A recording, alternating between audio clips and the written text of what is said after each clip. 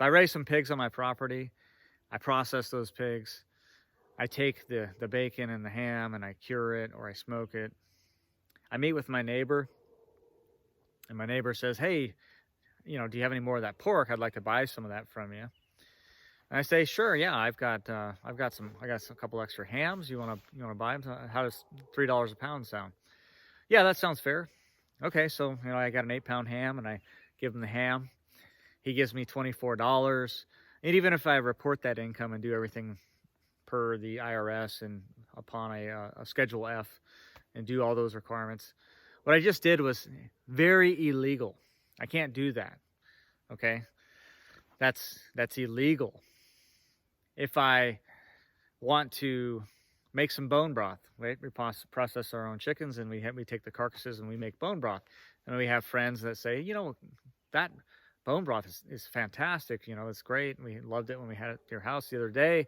We'd like to buy some from you. And I say, sure, yeah, I can do that. So I sell them the bone broth and they give me some money and I report it on a Schedule F. No problem. It's illegal. If I want to make bread in my own house as opposed to a commercial kitchen, I can sell it in some states and I can't sell it in others. Or in some states, there's a limit on how much I can actually sell. In a lot of cases, they might say, yes, you can do that. They'll make a law that says that you can do that, but only up to a certain amount. And that certain amount will not be something that you can make a living on. It'll just be like kind of throwing breadcrumbs to the peasants and saying that, yes, you can do this, but not very much. Okay, it can be a little side gig for you, but it's not going to be something that you're going to do making a living. All right, what I just illustrated to you is one of the big problems with our food system that we're seeing right now. And this video is about the supply chain disruption. It's kind of a follow-up to the last one I did. And really what it's about, though, is taking responsibility for your own needs. Okay, so I'm kind of tongue-in-cheek, bashing on the fact that I can't sell my neighbor a ham, which is ridiculous, and it is part of the problem for sure. However, there's something you can do about it, and that's the great thing about this, is that a good portion of this is in your hands. It absolutely is, and so there's no one to blame outside of you. And so what I want to cover real quick is what I came up with myself, and lots of people have said many different things, and this is just kind of my take on it and the way I see it. And one of the things that I don't hear from everyone, I hear lots of things from other people, and they talk about, oh, we've been warning people on this for years, and that's true. Many people, to include us, have been talking about local food systems and all that kind of stuff, and that's all great. But the real reality of this whole thing is that it starts with you. Okay, and so the first thing that needs to happen, there's 5 things I'm going to cover. The first thing that needs to happen is that you take complete and total ownership of your own food, okay, of your own ability to feed yourself and your family, okay, total ownership. That doesn't mean that you have to grow everything yourself. You could buy everything or most everything from the store. You can get it from local farmers. That's not what I'm talking about. I'm talking about a mindset shift that changes from, it's those freaking hoarders over there. The reason why I can't get my eggs or I can't get my toilet paper, or those small farmers have got to do more, or the government needs to back off on these regulations. No, you need to take ownership for your own situation. 110% ownership. You take ownership of it. It's you. It's your fault if you can't get meat. It's your fault if you can't get eggs. Okay, you take ownership of. That's the number one thing. Okay, and that's pervasive throughout our society. We do not take personal responsibility for our own situation. It's everyone else's fault but our own. And this is a problem across our culture, not just with the food supply operation, but this absolutely applies. Total ownership, or as Jocko would say, extreme ownership. And it is absolutely true. You don't say, I can't believe it, the hoarders, they cleared out the meat. It's like, no, I failed to properly prepare and have everything on hand ahead of time. period. That's the difference. It's a mindset change. Doesn't mean that you have to grow everything yourself. Okay, the second thing, so that's the first thing. Ownership. Number 2 is it starts at home. Okay, it starts at home. And this is a big thing. It starts at home. You need to grow some of your own food, period. I don't care if it's 1%. I don't care if it's 5%, 10%, 50%, or nearly all of your own food. You need to grow some of your own food. Why? Because then you will understand what it takes to grow food. You will understand that there's something of value in the growing of food that a lot of people just don't get. Okay, so it starts at home. You need to grow some of your own food, even if it's a small amount. And I really believe this. I think that everyone, I don't care if you're in an apartment, I don't care if you're in suburbia, if you're on a 40-acre homestead, you can grow some of your own food. Okay, so ownership, and it starts at home. The next 3 are more to do about our food system, on what we should be supporting and what we should be driving towards. Okay, and the next one is flexibility. We need a food system that is flexible. Okay, by definition, you're not going to have flexibility if you're participating in the typical food system.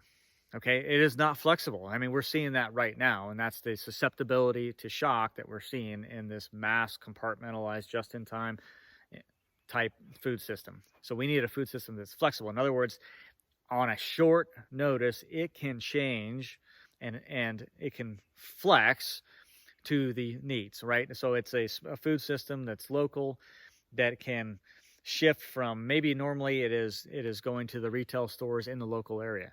Well, maybe it has to shift to direct to consumer, but it can, because it's small enough and it doesn't only do one thing, right? So I've talked about this in previous videos. The reason why they're dumping milk and killing pigs and culling chickens and tilling in crops and all other stuff is because they've been compartmentalized, and they do this one thing. And since they can't do that one thing, they have no other choice but to do the least cost method, which is usually to destroy whatever that is. Okay, so we need a flexible system. That should be a principle we said. Are we creating a system? Is the system flexible? Beyond that, it's not second. So it's ownership, starts at home. It has to be a flexible system. It has to be an adaptable system. It has to be adaptable.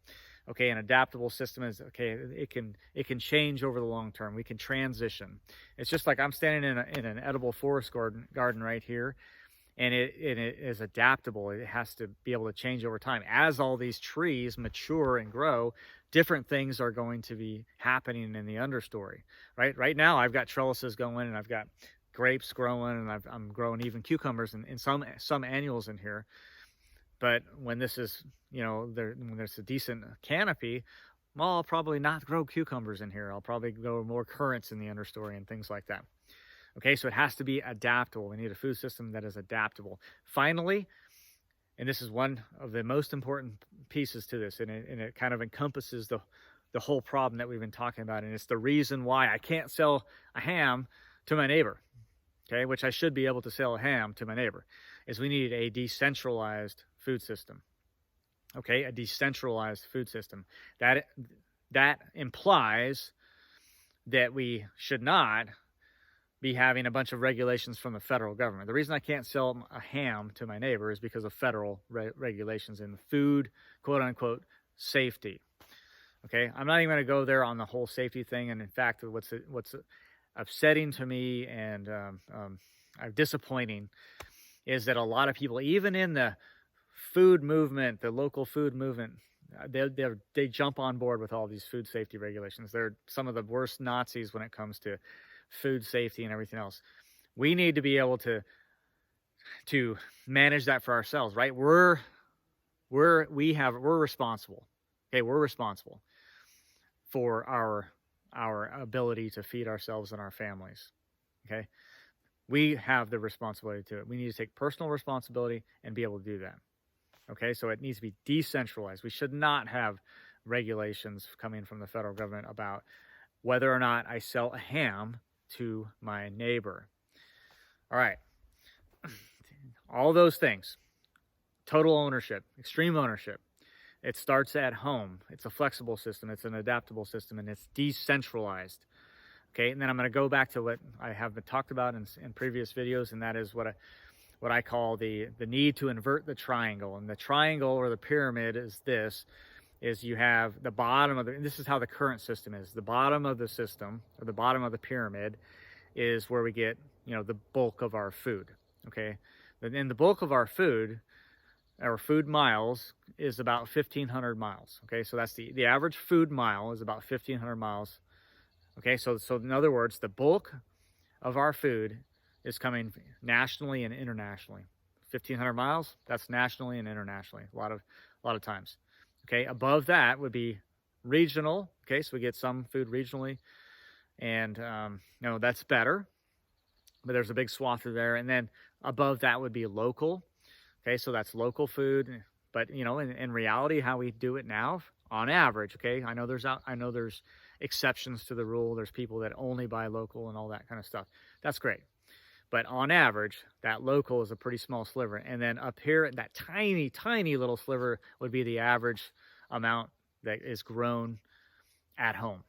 Okay? Yes, some people grow a lot on their own, but on average, it's almost nothing. Okay? It's almost nothing. What we need to do is invert that triangle, or invert the order of that triangle. So on the bottom, it should be at home. What are we growing at home? Even if it's a smaller sliver, okay? But that should be the foundation, right? I am responsible, so therefore, I'm going to grow at least some of my own food. Okay, then it's local. This is where the local farmers and all that, and the small farmers and support your local farmer and all that kind of stuff comes into play after you grow some of your own food, okay? I've said this for a long time, and it's not been popular, but I'll say it again now. We don't need more farms. We need more people growing their own food. Okay, and I firmly believe that. I totally believe that, 100%. Above the local, then now it's regional. Okay, now it's regional. And above that, then we can get into national and international. There's nothing wrong with a little bit. There's a little bit of interdependence on top is actually a good thing. Okay, but what we have now is a total dependence. We're not interdependent on anything. Most of us are completely dependent on the grocery store. Okay, and we need to flip that. All right, so again, take total ownership of your own food. Again, even if it's mindset, it's a mindset thing. It's not just he's saying I have to grow all my own food. That's ridiculous. That's impossible. I'm not saying that. Okay, I am saying that you should grow some of your own food. Okay, because you will understand everything that goes into it much better. Plus, you're going to feel good about it, and then all of a sudden, it's going to be more important to you the quality of food, and then you're going to demand the rest of your food come in a certain quality. Everything is going to increase, and ultimately, it's this. Okay, even if I can sit here and speak till I'm blue in the face, and they've literally done it for decades. We've been talking about our food system, our the precariousness, the susceptibility, the brittleness of our food system and monocropping and all that kind of stuff. I mean, people have been for decades talking about it, and we're seeing this fracturing, this supply chain breaking, as it's been broken. Okay, it's been broken. It's worked. Okay, it's worked. All right, but it doesn't mean it hasn't been broken, or it doesn't mean it hasn't been brittle or susceptible. We just have been immune to it. Okay, so those things are really critical, and you should really think about this. I mean, at the very least, think deeply about this on what you will do different. But here's the bottom line, is that even if after all this is over and we quote unquote go back to normal, and if nothing changes, if the government's like, well, see, we saved the day, we forced plants to open, and we brought in the National Guard to do the processing, and we, whatever, who knows what's going to happen over the next few months.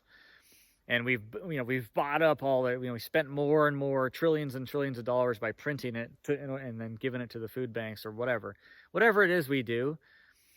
At the end of this, if we go back to the same old way, here's the beautiful thing, is that you don't have to.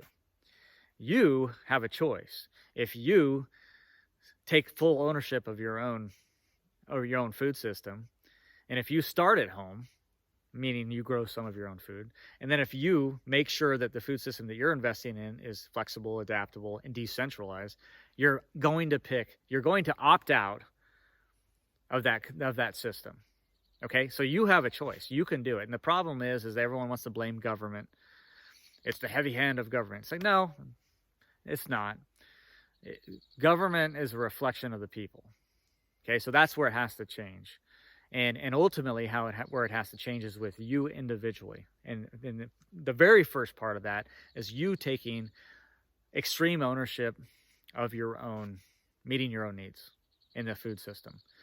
All right, that's it. My rant is over.